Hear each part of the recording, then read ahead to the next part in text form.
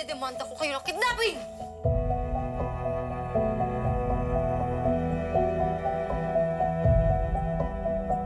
Mr. Navarro, pasensya na po sa istorbo. Nagpunta po kasi sa barangay ito si Miss Manalo at sinabi niya na kinuha niyo raw sa kanya yung kapatid niya. Hindi totoo yan. Hindi totoo? Eh, kasama niyo nga yan si Angeline, eh. Kasama niya yung kapatid ko. Kuya, yung dalawang yan, gustong ilayo sa akin yung kapatid ko. Di ba? Di ba, kuya? Kidnapping yung tawag doon?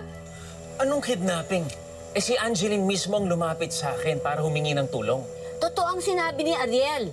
Tinutulungan lang namin itong bata. At kung may irereklamo, dapat yung babae yan ang irereklamo. Hoy! Wala kayong karapatan na mangialam sa buhay naming magkapatid.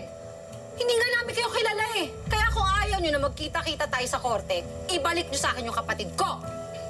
Angeline, halika na! Ayoko po! Ayoko na, ate! Hindi na ako papayag sa mga pinapagawa mo sa akin.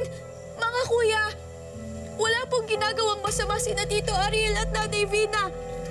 Ako po yung humingi ng tulong sa kanila. Ako po yung lumapit sa kanila. Yan po si ate. Siya po yung may gustong ipakasal ako sa lalaking yan na hindi ko naman gusto. Kaya kuya, please. Please, kuya.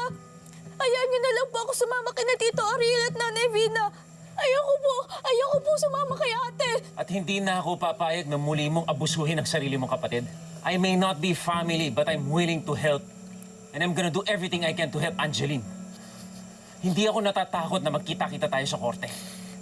Sa totoo lang, sa dami ng pwede kong ikaso sa'yo, lalo na yan, yung pagpilit mo sa nakababata mong kapatid na pakasalan yung matandang foreigner na yan, ako dyan pa lang, mabubulo ka na sa kulungan.